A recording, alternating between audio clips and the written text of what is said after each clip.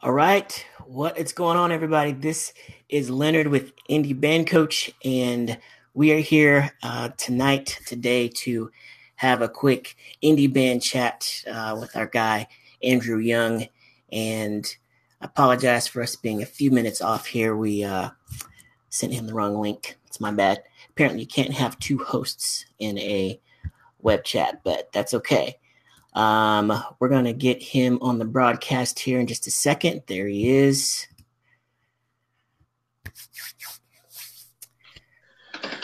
It's right there. Yes, sir. I think I was hitting the other link. I should have hit the guest link. I don't know. That's Crazy. Okay. Technology, man. I know. Technology. But yeah, sometimes Facebook gets a little funky if you don't start on time. So I've already gone live. So that's cool. Okay. Say what's up to the people. What's up, everybody? What's up? Hey. Yeah, man. How you doing today? You good? I'm good, man. I'm just sitting in the studio. I'm working on this project, this trap version of In the Air Tonight. But I'm just in my home writing studio. I'll take you on a little. Yeah, give us a little tour, man. What you got going on there? Let's see. I don't know if you can how much you can see actually, but I can see I'm gonna turn it around. Hold on a second.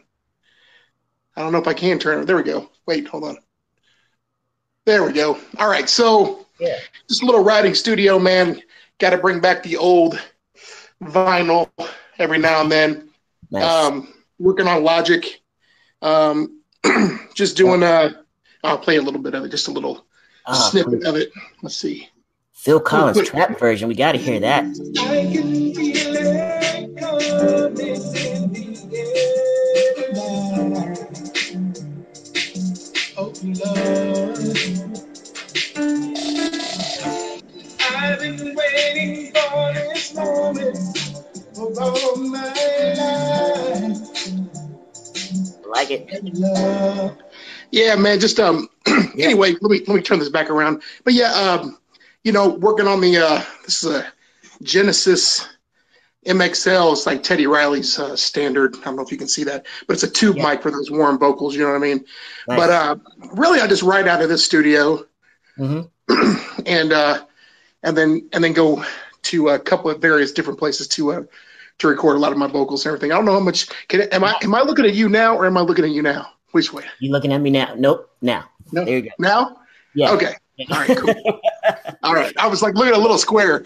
Anyway, man, what's going on with you, man? Out in LA doing things. Hey, man, we're hanging out. We are working and just trying to get the just keep people informed and just hanging out and just enjoying the sun and do what we can, man. Definitely. So cool. Now you just played that Phil Collins clip just to before we get into too many things, but I don't know if you saw the update that I just posted, but Facebook has been signing deals left and right. Oh, really? Record labels. So there's going to be a lot less fear of, getting stuff taken down or getting put in Facebook jail like I have been. You want to hear something? You want to hear something crazy though? I'm going to tell you something crazy. So when my second single came out from this album, I put it up on a promo, right? And since I signed a deal with Sony last year, all my stuff is coded everywhere. Facebook made me take my own video down. It was crazy. I was like, what are you guys talking about? And then I'm like, I had to prove that it was me, It was crazy, man. That's the craziest stuff. When you get, you're doing something right when that happens, actually. Yeah. But, Yeah, when we had the London Rose CD come out, it was kind of the same thing. But I don't even know how you can't tell it's me. Like, right. Like, I don't understand. Facial recognition. I mean, right. something. Yeah, no, London Rose was doing really, really well there, so I know you guys are working on some things out in LA. So, we'll keep it on the hush for now, but it's all good. I know there's things in the works, man. I know. But I don't know. But yeah, man, we have just been, hanging out and, obviously in the Facebook group, the Indie Band Connect Facebook group, just talking shop and stuff like that. But I just realized that I spend a lot of my time like just making these training videos and working on courses and stuff. And I'm like, I'm still not used to being off stage. Right. That I'm just talking to a computer and making these videos. I'm like, I need to get out and like talk to people. You know what? Let me start online. So we did an indie band chat with this group I met in Canada. I met from Canada when we were in Nashville last year. But I'm like, let me just start reaching out to people because, you know, there's a lot of successful indie bands and musicians out there that are doing things that we can all learn from each other. And so I just want to be able to start facilitating some conversations and just, you know, have some discussions and stuff. And, you know, not only that, but allow people to get to know indie artists and stuff that might not be in their local area. So that is the idea behind Indie Band Chat. But, you know, for those of you that don't know, Andrew Young, he is killing it in Indianapolis, Indiana. And actually, he's been all over. But, you know, we'll get to that in a second. But, you know, Drew, tell us a little bit, man, like, how long have you been in the game? And like when did you get started? So you're going to make me, you want to tell my age now? You'll have to give us an era. No, I'm just playing. No. Well, you know, I'll actually include in this story how I met you too, but, you know, long time ago. But, yeah, man, I was on Star Search. I was a returning champion on Star Search back in 1989. And I was like the youngest male vocalist to ever have a championship title at, you know, in the senior division. I was actually 17 when I was on the show. But when it was actually broadcast, I was 18. But gotcha. So I guess I did just show my age there. But, you know, before that, I would do talent shows. I was playing the Vogue nightclub, which is a huge nightclub in Indianapolis when I was like 16, 17 years old. Mm-hmm. So really have seen all facets of the industry from, you know, as young as 14, 15 years old to now. But I had a chance to, after that, release a couple singles that were local and regional, terrestrial radio, you know, just a regular, like, you know, it's kind of weird how it is all now, but WTLC here in town and WZPL back in the day, way back in the day. My first single came out in 1990. So, and then after that, I did some music, but I kind of took a little hiatus and went into corporate advertising, you know, trying to use my my college degree a little bit, still doing the music thing, but back in 2000 went straight music only, came out with my first album, released it nationally, independently. I signed a deal way back when I had the number 2 most downloaded song in Japan at the time with a song called Papa Used to Say. And from there, I got a big distribution deal with a company called The Orchard, and which put me in a lot of different places. And so I was actually doing this promotional tour at warehouse music stores, and you happened to be the manager at one of them when I did an in-house concert there promoting the CD. And that's how I met you, man. And I said, hey, you're like, well, I sing and I write and I do all this stuff. And I was like, well, let me take a listen to some of this stuff. And I just remember like maybe a week or 2 later, you came out and opened for me at one of my shows in town. It was pretty cool. Yes, it was the worst performance I've ever given in my life. I thought it was pretty good, man. You did some Stevie Wonder. I remember the whole thing, man. I remember that. Yeah. Warehouse music. That was, you know, back in the day for you youngins, there used to be these things called record stores. Yeah. I remember the thing back then was, oh my goodness, the CDs are really going to, the CDs are really going to be putting these cassettes out of business. What are we going to do? I think we'll manage. We'll be okay. Yeah. So after that, man, I met you and I still continue to perform obviously in Indianapolis, but I started to tour with a lot of the hip hop artists and things that were kind of like what I was doing. I had a video that was on BET at the time. From that album, but it came out in like 2002 or 3 is when it actually picked up steam. So it was on BET, and so I started touring with like Tone Loc and Digital Underground and doing some of the shows like the old hip hop guys. I've done a ton of shows with like Rob Bass and I'm sure you've heard, well, I know you've heard, but your audience has heard a lot of the people. But I've had a chance to do shows with some pretty big artists like Babyface, our own hometown hero here. Nice. Charlie Wilson, Drew Hill, Jagged Edge. Man, I could go on. There's a ton of people that I've had a chance to do shows with. Brian McKnight, and do some tour things. So I've seen both sides of the industry. I've seen where I do typically just original stuff at shows like that, but in town to be able to eat and have a living and have a house and do things like that and be comfortable.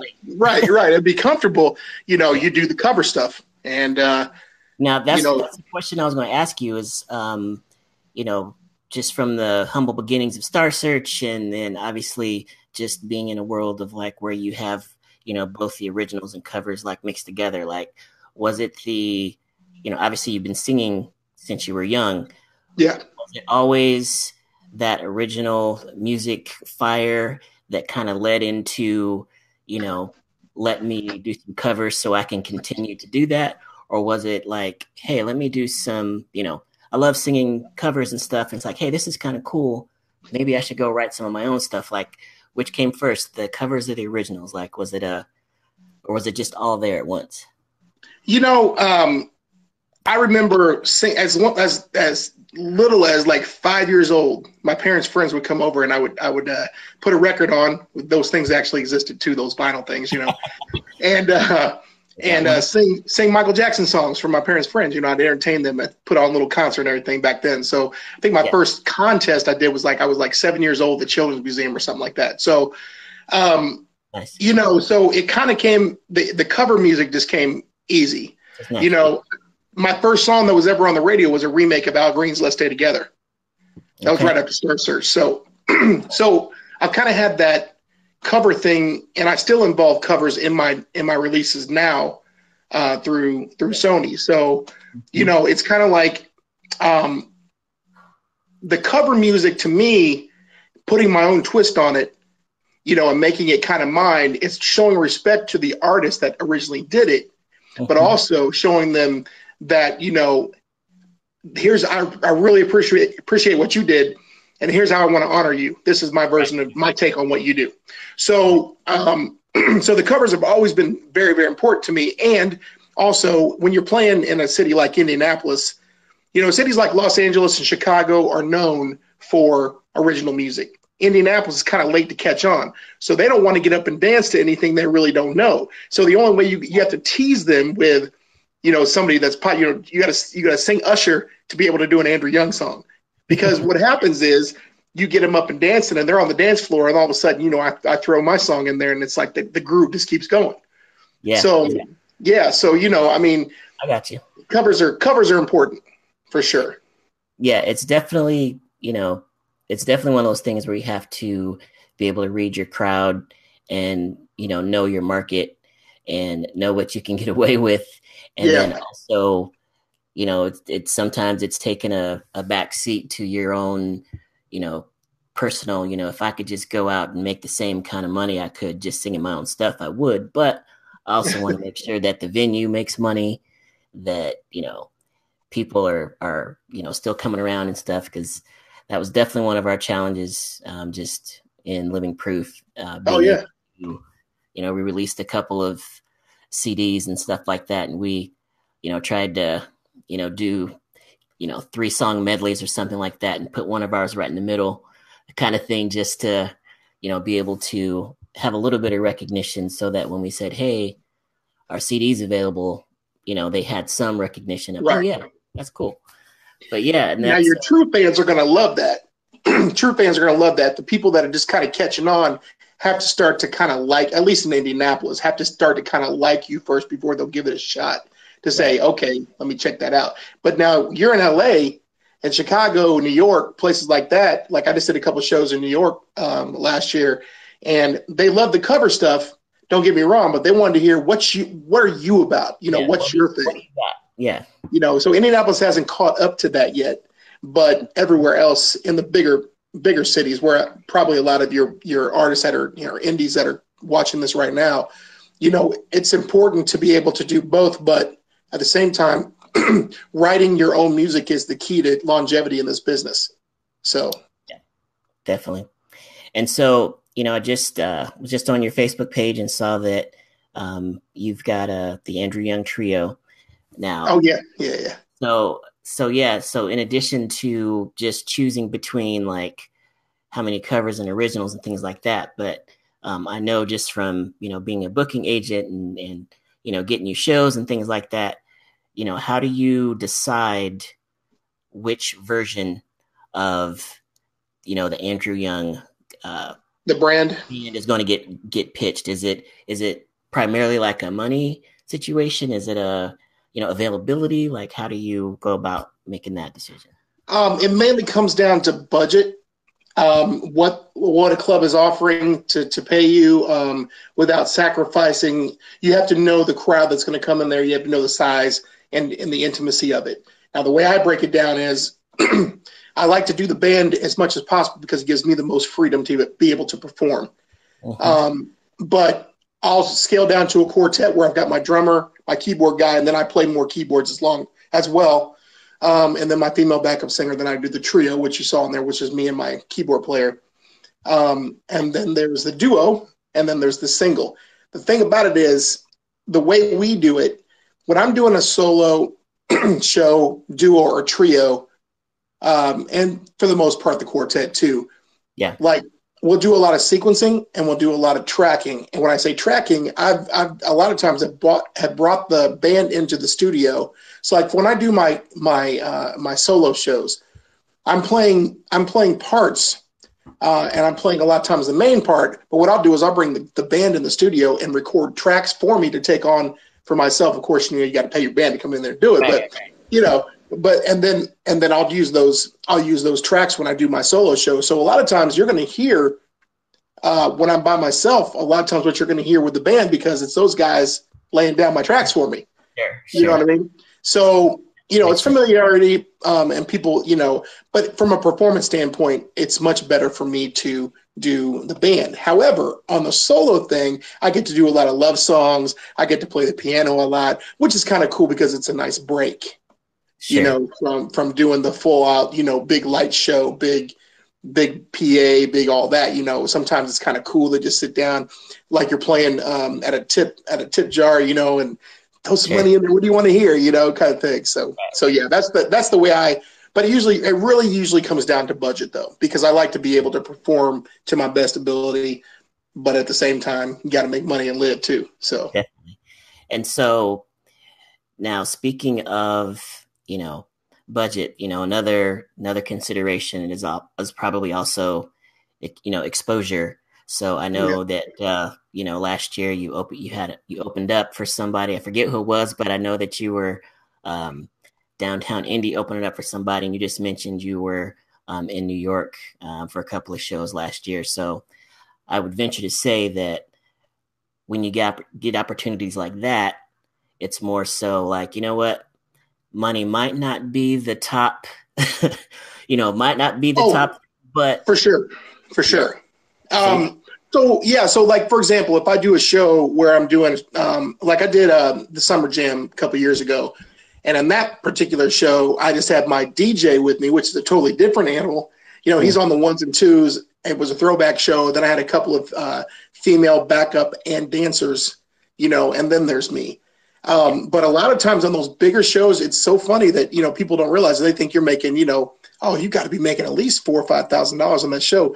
You're playing those shows for almost nothing. If you're lucky to get anything out of those shows, but from a promotion, standpoint, those are things you have to do. I mean, who's going to give up a chance to play in front of, 10,000 people opening for Juvenile and Naughty by Nature? You know what I mean? Right. So those are things you have to do. As far as like when I go to play New York, that door was opened up by connections and networking within the industry, and then also through Sony, by the ability for me to slap that name on there, being associated with them. It opened up doors for me. Whereas, it's a situation where, they brought me in, I got paid to come in, but it wasn't a huge amount of money. But at the same time, once again, you have to go to do shows like that to open up your base. It's funny because what, a lot of times I'll advertise them. This is something else we can get into, but I'll sponsor like a Facebook ad, and it'll be a song or whatever. But a lot of times I'm sponsoring for people outside of my area, I think more globally than locally. So when I advertise, I'll hit different countries. Like it's weird, man. I have a huge fan base in Brazil, the country Brazil. Okay. So you know what I mean? Not Brazil, Indiana. No, not Brazil, Indiana, but Brazil, the country. And, but I'll target market like certain parts of the country. So like one ad, I may do a certain song that'll go, to New York and, that's that area out East Coast. And then I'll do another West Coast one. And it's kind of funny because you have to start with an origin. So you're seeing me put these videos out there over and over again on my music page. But I have to do that because you have to actually advertise each particular one, and then you put a sponsorship on that particular. So I might have like 5 videos of the same thing posted, 1, 2, 3, 4, 5, and it looks like I'm just totally spamming my page. But in essence, what I'm doing is I'm putting those 5 videos out there to be able to advertise to the different regions of the world. Yeah. So yeah, it's a funny, this advertising thing on Facebook, which I'm sure you've gotten into, is a funny animal, man. Breaking it all down. Yeah, Joe has just chimed in and said he's huge in Russia. Dude, I totally get it. Yeah, I can see that. I can see it. But yeah, so yeah, and then that brings up another question I wanted to ask too is it's Facebook algorithms always changing and all that, so they're going to be getting into back to more of their roots. We had a chance.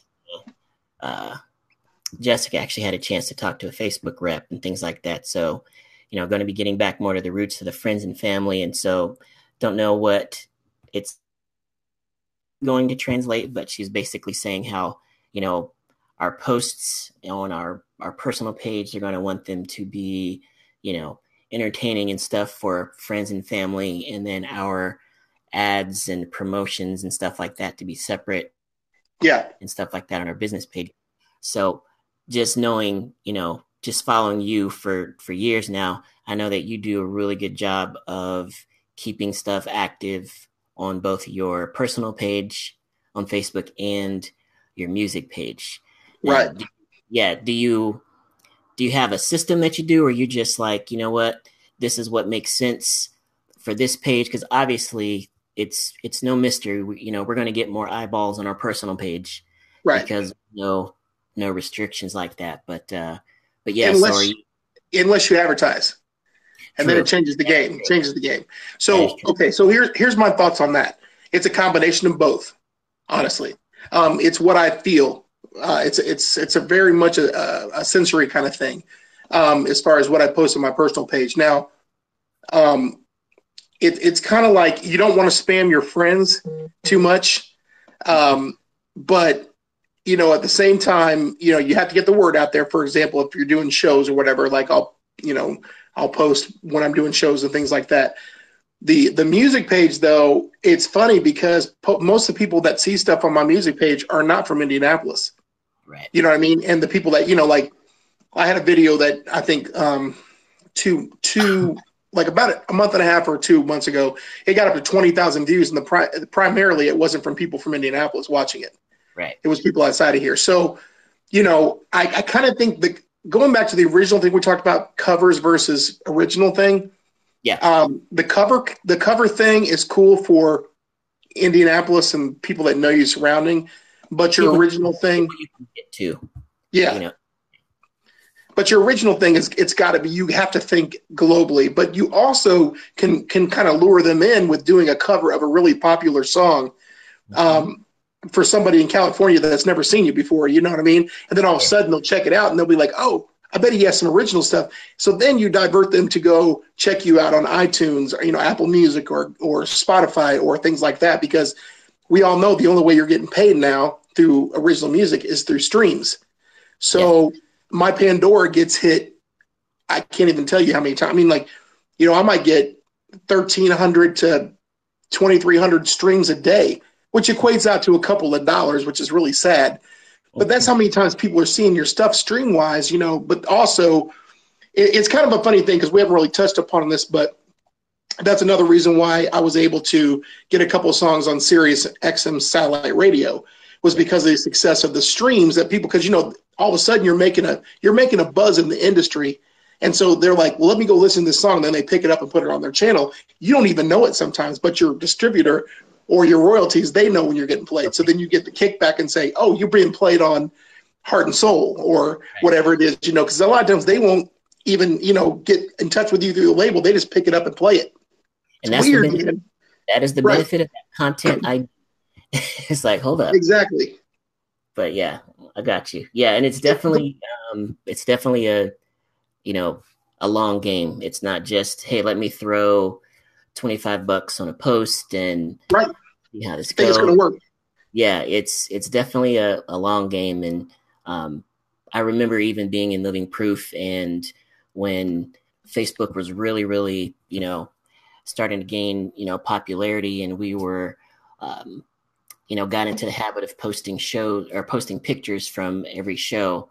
I remember, we might have had maybe 4,000, 5,000 fans at the time, but, we would post an album of pictures the day after the show, and we might know a couple people that we tagged, but, we don't know a lot of people in the crowd. But I remember we had maybe, like I said, 4,000 or so fans or something like that. And we would post an album, and there would literally be 250, 300 people engaging with those pictures, tagging people and all of this stuff. And it's like, oh, dude, we win. We beat Facebook. It's like, this is nothing. Yeah. This is awesome. And then it's like, oh, why are only 62 people even seeing it now, let alone commenting? That's rough, that. Man. That's rough. And what the funny thing about that is, they want you to put that stuff on your page, your music page, and not your personal page. But the only time you get, like, I'm sure that each member of Living Proof probably put some of those pictures on their page too. That's where the majority of the people are locking it from, is your personal page, not your music page, which is just crazy because. Now, some artists will take their personal page totally off and add some. There's a way to somehow add all those people to your music page too. I haven't even thought about doing that, but all of a sudden you see an artist, jump up from having 1,000 fans that watch that, are members of their music page, and all of a sudden they've got 5,000. You know what I mean? Because they've added those two pages together. I've never done that, but I don't know how that happens, but there's a way to do it. So, Now here's a good question. See me do this. This is from Joe. What's up, Joe? But yeah, he said, how do we come up with content that is interesting, more than just a video of me singing? Unfortunately, there are so many artists screaming, "Look at me." How can we stand out and attract viewers or listeners? Well, I'll let Andrew chime in too, but I do have a opinion about that, and it is kind of what we've touched on right now, but it's literally all about targeting. There are a lot of people out there screaming, "Look at me," but if you're able to identify your sound, artists that you sound like, and do a little bit of research and be able to find out, the people that are listening to them, and then be able to create audiences and things like that are specific to people that are really be getting into, your music and the kinds of things that you're interested in, then you can start to, not just get out there and just try to get your name out there, but you're really like trying to target, a really small group of people. And when I say small, we're talking in relation to Facebook. So we're talking hundreds of thousands of people, but I feel like it's all about being able to take some time up front to target and research and find out who's going to like what you do. And honestly, that could even be in relation to covers or originals, but that's I think on that. I think you hit the nail on the head right there. It's all about targeting. And unfortunately, because Facebook has changed, like you said, all the algorithms and everything, it's even more important now because, and here's the other thing that artists don't understand. It's not just going to be unless you are heavily connected networking wise, and you have hella friends in the industry. I'm pretty connected. I have hella friends in the industry, but it's not easy for me. You know what I mean? So you have to set aside an advertising budget. Within that advertising budget, you need to figure out who you need to promote and market to, so you're not just wasting money and throwing it out there. And now this is going to sound crazy, but then again, I look at things outside of Indianapolis a lot more. So last year, advertising between posters, between flyers, between Facebook advertising, Twitter advertising, YouTube advertising, Google advertising, Instagram advertising, all of that. My budget last year was about $6,000 for advertising. Now, that may sound like a lot, but in actuality, it's not.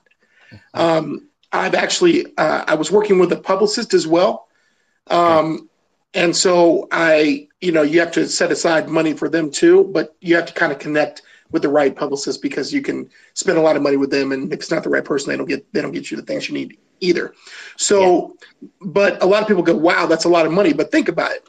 If your $6,000 turns into $60,000 worth of revenue for you, it's well worth it. And it's not out of the question to say, between all that marketing, that between music and releases that you put out and things like that, to make at least $60,000 doing music every year, it's not out of the realm at all. So, not to go into specifics, but I've been doing that and way more than that for a long time now. But it's strategic, and I make a living. I only do music, and I'm not saying this to be. I'm very humble. I understand what it's all about, and I take nothing for granted. But at the same time, though, I work my butt off to be able to gig as much as I do, to create those connections, to promote to the right people. But it takes money to make money. So you gotta fortify. You gotta put money into yourself, so that you can see something come out of it. You can't expect it just to go to you, man. I know you know this, Leonard, so I'm not talking to you here. I'm talking to everybody that's out there watching. I'm telling you guys, you have to set aside money for advertising to invest in yourself, and not worry about somebody coming in and giving you $10,000 check to invest in you, because stuff just doesn't happen that much. You have to be able to put some money back, put some money out there, advertise, get it out there, promote yourself. You are your best source of promotion, but you have to do it in the right way too. You don't want to piss people off. So it's a very fine line. You have to study this stuff, man. That's why we got people like you, for example, Leonard, that are helping people get this message out, finding the right way to do things, because this site is needed in this industry, because there's so many people, out here independently doing what we do, that have no clue on how to get it started. They think that, that they're the next best thing. And I'm going to tell you right now, there are people that are not making it right now, that are playing at little dive bars and playing on the street corners, that are just as talented or more talented than the people that are actually making millions of dollars doing this right now. So that's honestly where this whole thing came from, is like, I wanted to create something that I wish I had when I started out. And so, and not to get into any monetary specifics, but how many shows do you average a month? Because I've seen you do you've got several house gigs, or you have had several house gigs, but on average, like, how many shows do you do a month, regardless of the formation? I do anywhere from on the low end, probably more like 12. On the high end, I could do as many as 20 or 25, sometimes two shows a day. Gotcha. Now, some of those shows might be shorter in length. They might be a 45-minute set, guest set somewhere. Or, like, for example, at the end of this month, I'm on the 30th, I'm going to headline the Taste of Indianapolis, and I'll play a 45-minute set, and then I go play Moe's Irish Pub that night later, Gotcha. So, a lot of times they aren't full blown out shows, but once again, the only way that kind of stuff happens, though, is the networking and marketing and doing the right things once you're there. That's key. Doing the right things once you're at the show, know? And I forget who I was talking to. Oh, I wasn't talking to anybody. It was a blog post. But I will, one of the things that I've learned and just had the most experience with, that the most important to me, one of the most important 15-minute time frames is the 15 minutes right after your show. Mm-hmm. And we would have debates in the band because, see you, Joe. We'd have debates in the band, and people would be, getting all bent out of shape because some people would be tearing stuff down. But Jessica and I, as the folks that were the talky ones, it looked like it was just all fun and games. But to me, that was where a lot of deals were made. That's Right. where a lot of corporate events were booked. And obviously that's where, we as a group became more than just the band that was on the stage, but we became people's friends. We got to know people, and, it wasn't just, hey, I'm going to go see this band. It was like, hey, I'm going to go see, Jeff and Larry and Teddy and Leonard Yeah. and Jeff. It was one of those things. But that 15 minutes after the show to me is like, obviously it could be 30 minutes, but, it literally is the most important, one of the most important pieces of the show is like when your show is over. And I would imagine the same, obviously, for, especially if you've got merch and CDs and things Right. like that. Sometimes you're able to have a roadie that's at the table. Sometimes you're not. So it's like, okay, I need to be able to capitalize on maybe a low dough show and be like, let me sell some merch or something at the end of the night. But definitely. Well, here's the thing, and I decided a long time ago that I was going to have a roadie that breaks my stuff down and that sets me up. And let me tell you why. Number one, a good friend in the industry who actually plays with me, John Halcott, super producer, man. He's like responsible for, he's had a couple number one hits, but he was in Atlanta for the longest time working with like Keith Sweat and, Silk and all those guys. He told me once, he said, man, if at all possible, people shouldn't see you sweat as an artist. They need to see you talking with them, meeting with them, and doing the things, connecting with them, but they don't need to see you, loading in equipment and, being all consumed. Now, there are times like when I do a solo show, like Thursday night, I do a solo show. I may load in my stuff all by myself, it's my piano and a speaker and a set of lights or whatever. But for the most part, I try to talk to the people that come out and see me after the shows as much as possible. Sometimes it's not as possible to do it because you've got so much stuff going on, or you're just totally drained and wiped after the show. I get that. Yeah. But I'll tell you, one of the best examples, and I don't know if she's listening to this or she will listen to this, but one of the best examples I've ever seen in this city, Lisa Ray from Dave and Ray. Yeah. Ray, everybody loves her because she is so personable. She is like your best friend. She's like, what I mean? And she's so genuine too. And she's just, people like would flock to her ever since I saw her start singing, like 1996 was, I think, when I first met her. But people just loved her. And so then it became, like you just said, with Living Proof, it became a thing where we're going to go see my friend sing. You know what I mean? So then all of a sudden it becomes a hangout. Right. You know what I mean? So it's not just about going to see a band sing, because there's a ton of them that are doing it. Right. But it's that, okay, she's really talented, but damn, she's a cool chick. You know what I mean? Yes. So which you, and I'm gonna give you, I'm gonna make your head grow a bit big here. Oh, well, that's all our time, people. No, but I'm gonna tell you one thing, man, Leonard. Here's the thing about you, man. You are the best, one of the best, if not the best MCs that I've ever seen. The way you control a crowd, and seriously. But here's the thing about you and Jess. People love you guys, man, and that's what it's all about. That's why Living Proof became as big as it did and is because of the foundation that you and Jess started with that, though. You know what I mean? Because everybody wanted to talk to you guys. You guys were awesome. So anyway, there you go. I appreciate that, and it definitely was a unique situation to be on stage with your your partner in crime, and But it was a good opportunity just for us to, continue to have fun. And obviously we love that when that's spilled off the stage. But, blowing your head up real quick, that is one of the things. Well, no, that is one of the things that one of the reasons I want to talk to you, man, is because you are, 25 shows in a month, 20 shows in a month. That's just, I can't even, my throat hurts just thinking about it. But just having the consistency and the endurance and the, like you said, the business side of it, to focus on, having a budget and things like that, to know what your brand is, and to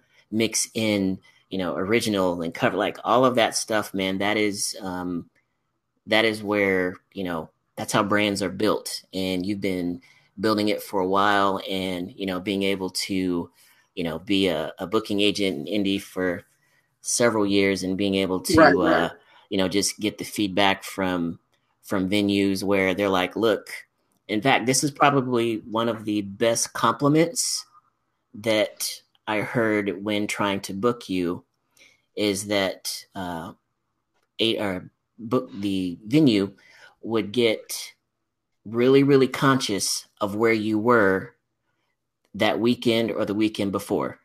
Because they were like, we know he draws a crowd, and we just want to make sure that, as good as he is, we just don't want him to pull from our crowd. Like, if people, who knows if people are going to come out 2 times in one weekend? It's probably not that high of a percentage. So it's like, no, we want to book him, but we need to move it, because we want to make sure that he's not, going to be too close together, because he brings a crowd. We just want to make sure that we have the best experience possible. So they were conscious of where you were, and they were conscious of where you were even when, you weren't, on the bill. So, but no, that's probably one of the, best compliments, is because people were very conscious of your audience. And, here's the other thing too, man. Like, people ask me sometimes, why aren't you doing that new Bruno Mars, or why aren't you doing, a lot of things that are like 1, 2, 3, 4, 5 in the top 10. Well, if you come to see my show, we'll do some of that stuff. But my thing is, I also want to separate myself from every single band that's doing covers in the city. Sure. So we'll play stuff that people like grew up with, went to high school with, and forgot about, because nobody else really cares. That all they care about is, what's number one right now versus what was number one in 1995. You know what I mean? Because when it comes on, everybody goes, "Oh my God, that's my jam." You know what I mean? Yeah. And we separate ourselves from a lot of people by doing that, And so I think the other key too is to be able to grow that crowd, is to do something that separates you and your show from everybody else that's, playing around you. You know what I mean? What can you do to make, like Living Proof's thing for a long time, I always thought was the fact that, number one, it was like Black Eyed Peas, because you had the diversity, black, white, everybody's getting along, everything's great. Yeah. And then you also had the horns, and you had this conglomeration of people on stage that made it look like, man, this is like hanging out in my backyard for a barbecue. Yeah. That's what I always felt about you guys. And I think people really dug that too. You know what I mean? And so it separated you guys from a lot of people. Toy Factory, for example, has their niche. They are incredibly musicians that play the best R&B that you've ever heard. You know what I mean? So good. It separates them. You know what I mean? And so, Dave and Ray have their niche because of Ray's personality, and Dave's one of the most incredible musicians, if not the most incredible musician I've been around. He plays so well and plays everything, and so, I mean, all these people have separate, things. I think there's a lot of bands in town that do the exact same thing, and so we all are striving to get this little piece of the pie in Indianapolis. That's why I started concentrating on doing more stuff outside of here. And so I'll tell you what, man, if there were a way for me to not play Indianapolis for 6 months, not that I don't love my city, but I would take that in a heartbeat. If I we dabbled with a couple of tours over the last couple of years, it just didn't make sense monetarily. But if I could have done that, man, I would have done it. Just because, so you don't want to oversaturate yourself too much. You know what I mean? Exactly. So we could go on this topic forever, man. But no. But yeah, so just thinking about the shows and the music and stuff, and I think you mentioned the taste of Indianapolis, but like, what is what's next for you? Like, what big stuff or music stuff? I know you're working on the remix or the trap version of Phil Collins. Come on now, but yeah, what can we expect from you next? Well, there's a lot of stuff that's happening right now. I produce a couple of groups too. I produce a girls group, a female trio.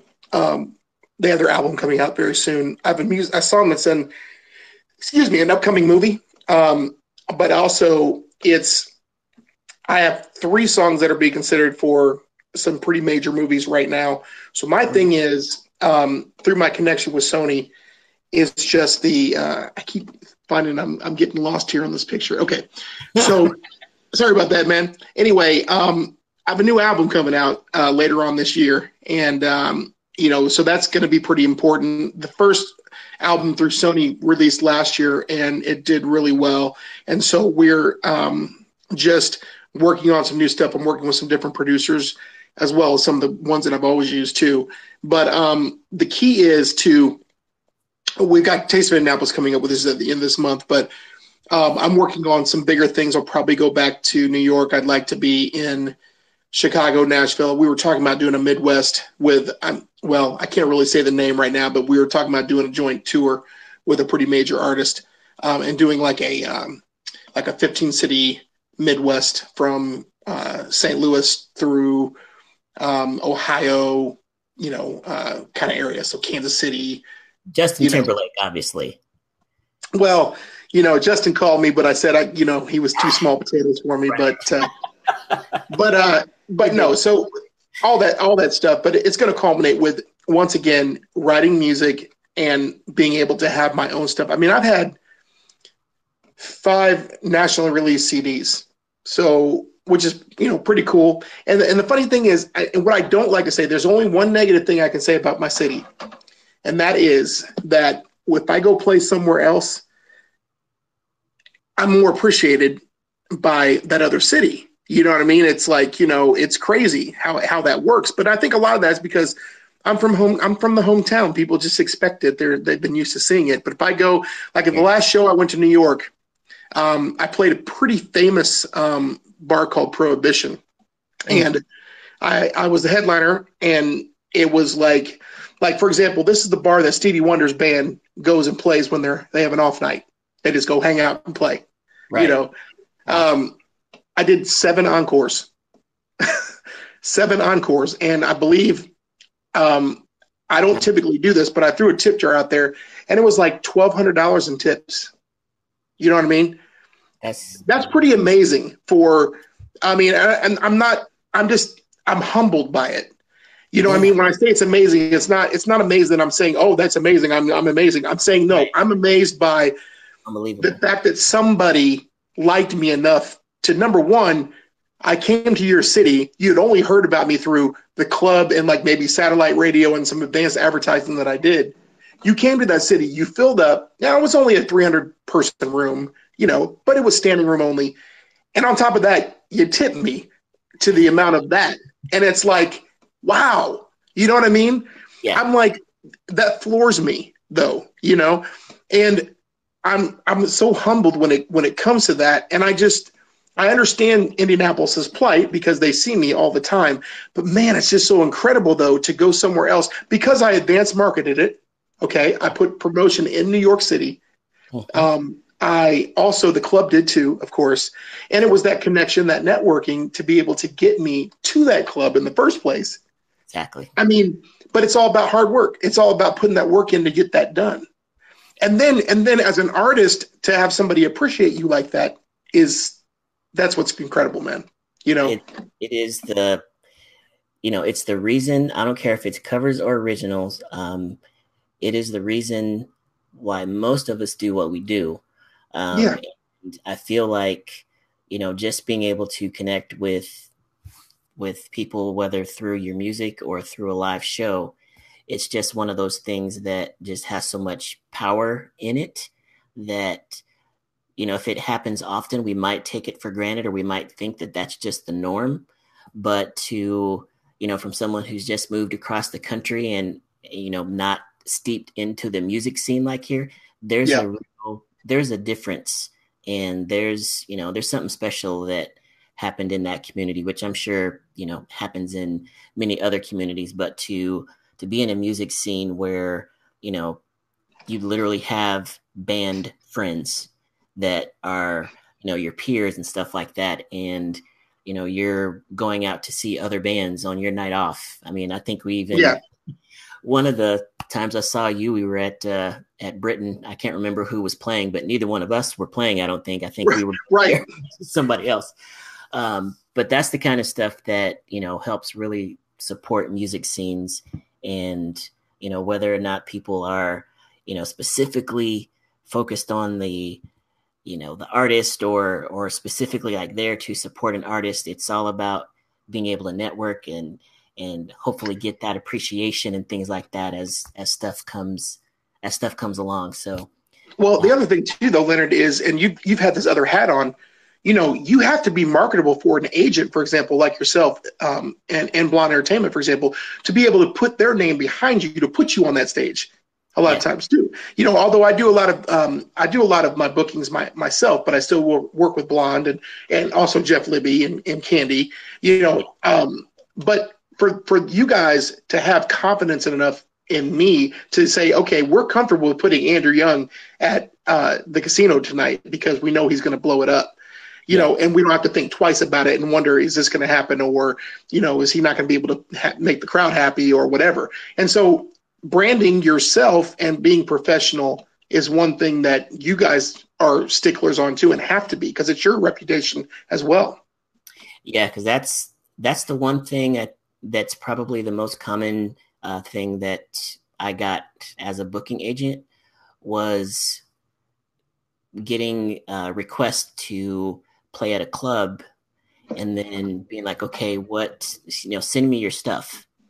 And then I'll get a random link with no music on it, or a Facebook page, no website, and things like that. And it's like, a couple of times, if I really thought the band was a really good fit for a club, I might just whip up something really quick, or, take the song list off the website or something and make something. But for the most part, it's like, okay, we need to go back to the drawing board, and you got to give me this, and this, because the folks are going to be wanting to pay money for this, or they're going to want people to bring a crowd and things like that. So that's really one of the toughest things as a booking agent.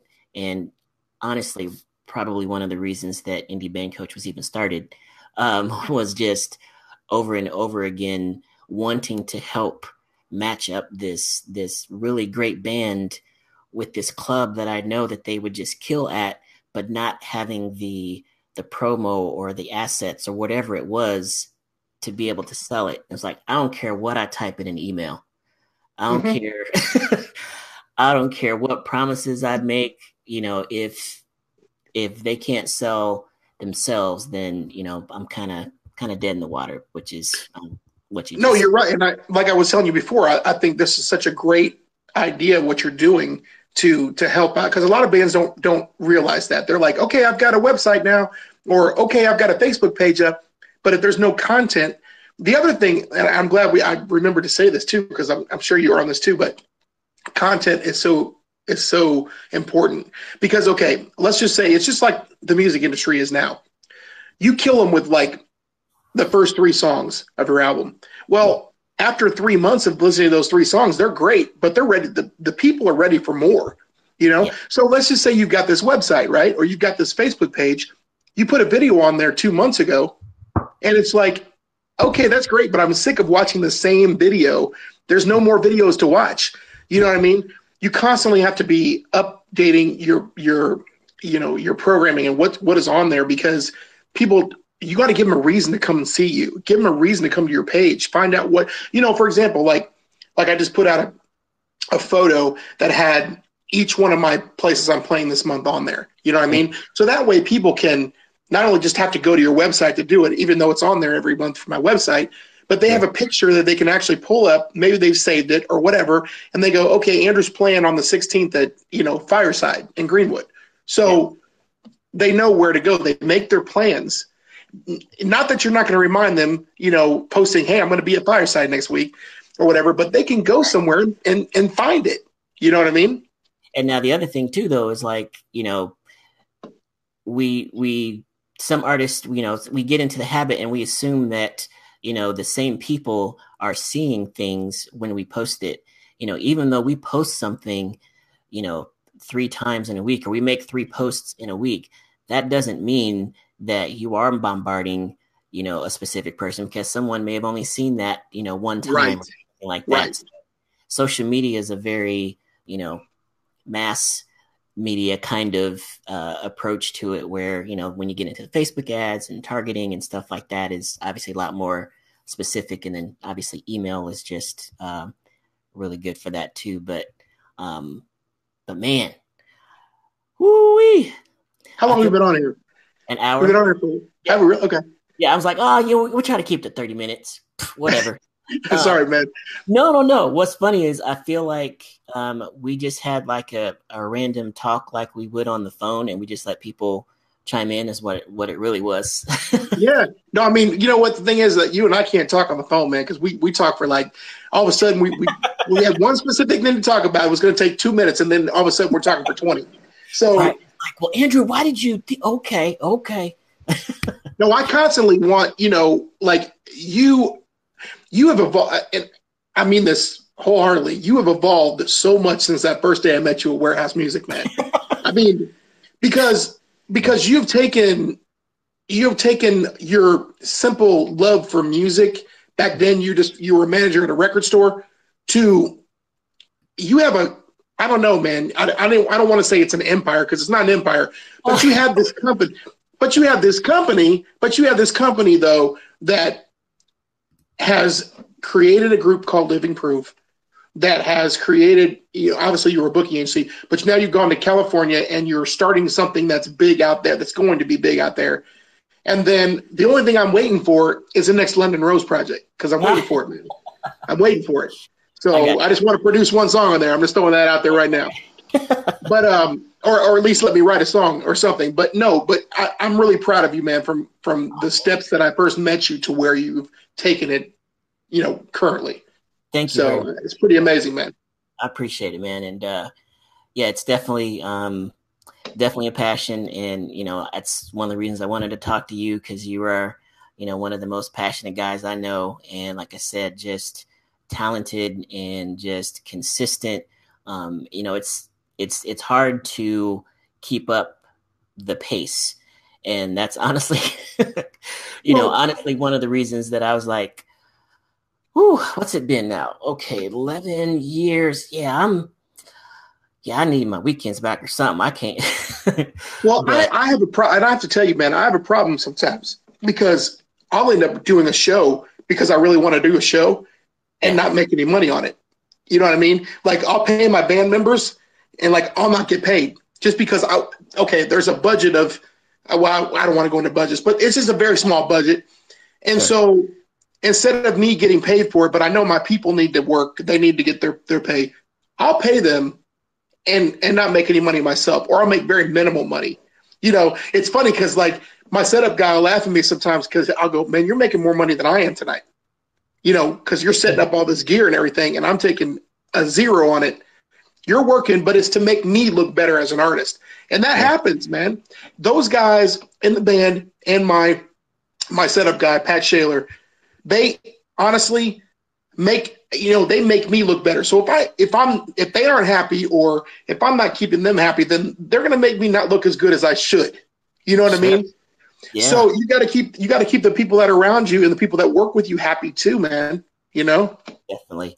And yeah, that's, we'll get to wrapping this up. Hey, keep down out there. But I think that I've always believed, and one of the things that drove me when I was in Living Proof was, the customer. And, for those of you that are fans out there that have been to shows, don't take this the wrong way, but the customer in my head was always number two. There's all this stuff about customer service, but the customer was always number two, because it's like, if you don't have, like you said, the people around you that are excited and happy to be doing what they're doing, then you're not going to be able to put out the product that's going to, actually reach and touch people and things like that. So, we'd have, band meetings, and, we would have practices with, I'd be bringing in boxes of kolaches and, just random stuff. But, it was all just to create that sense of family, and just to make sure that everybody is literally just enjoying what they do. And we would have, we were talking like, okay, how many shows is everybody comfortable? We do surveys and stuff. Like, I was really like into the whole like management part of it. Like, okay. And obviously sometimes it was to a fault, but I wanted to try and make everybody happy. And sometimes that just was not possible, but we did okay. But let me put your website up there again. And okay. Yeah, you've got andrewyoungsing.com. Yep. Right? Yep. And people can download your music from there. Can they they can stream a couple of shows, or stream a couple of songs on there. I don't allow purchases from my website. But I'm available everywhere. I'm available on Apple Music, Spotify, Pandora, you name it. If it's a digital outlet, I'm there. I'm also available on every single Touch Tunes jukebox worldwide. So if you go to a bar in Los Angeles, you can super search Andrew Young and you can pull me up, which is kind of cool. So really it's just everywhere but the website. But on the website, you can find my schedule. You can also find video clips. It'll link you. There are links to my YouTube page. There are links to, I believe there's links to Apple Music, Facebook, Twitter, all that good stuff. So yeah, it's all there on the website. Cool, man. Okay, I want to leave you with one question. Yep. And, it's something that is kind of the foundation of, just Indie Band Coach and what we're trying to create and all that. But let me just ask you this. What does the word, or what does community mean to you as an artist? Music community mean, or just community in general? Music community, like, okay. Like, what does community really mean to you in your music and getting out there and sharing with the folks? What is it?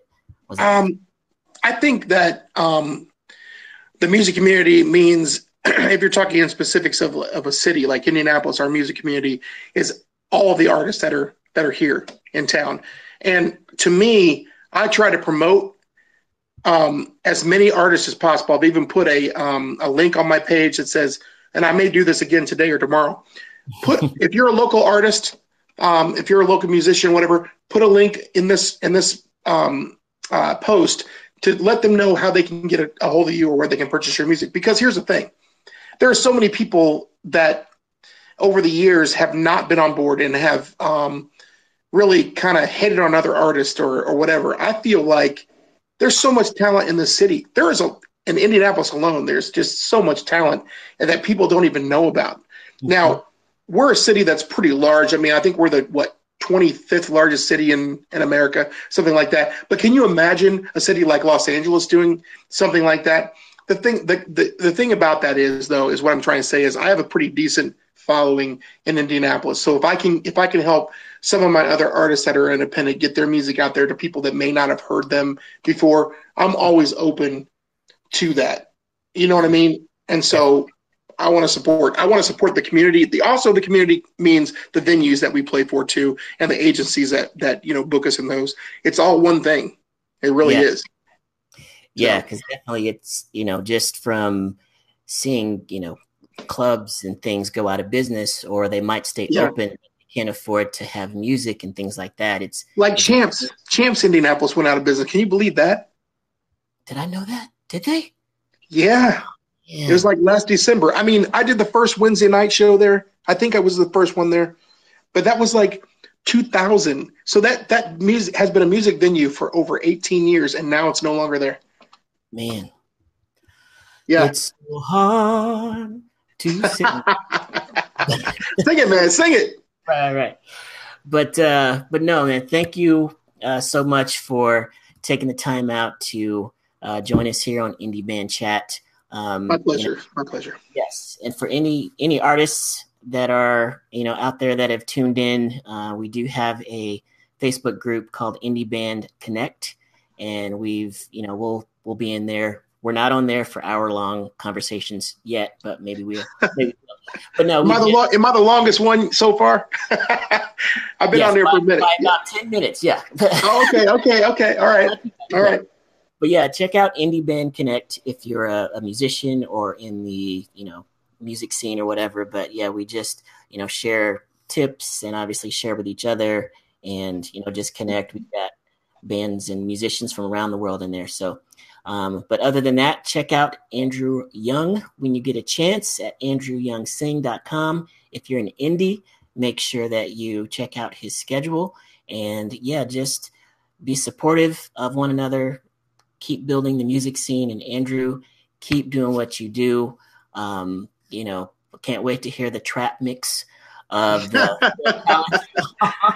I'm just working on that, man. I didn't say I was going to release that one, but we'll see. We'll see. You got my email, so That's true. All right, man. I appreciate you having me on. Yeah, man. Thank you so much, and everybody, thanks so much for chiming in. And shout out, I don't know if you saw, but Lisa Ray chimed in. She did? Okay, yeah, cool. She chimed in and said thanks. So we had a few people giving shout outs and stuff. So cool. Right, so they can watch this right after, or yes, they can watch this right after. I'm actually gonna also get it on the on our YouTube page. But yeah, feel free to share and all that stuff, and we'll okay. We'll just keep doing it. All right. Cool, man. Talk to you guys later. Tell Jess I said what's up. I will, man. Take care. Okay. All right.